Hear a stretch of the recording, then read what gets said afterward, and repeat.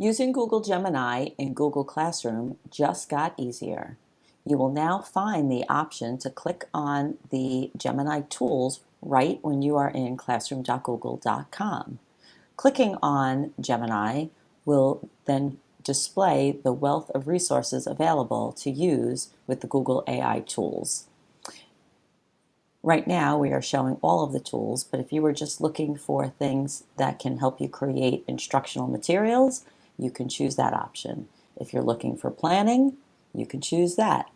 If you're looking to create some type of assessment, these are all your options to create assessments. If you're looking for tools to support students, here you go. And if you're looking for teacher administrative tasks, you have that available too. Or you can just always keep on all so you can see all of your options.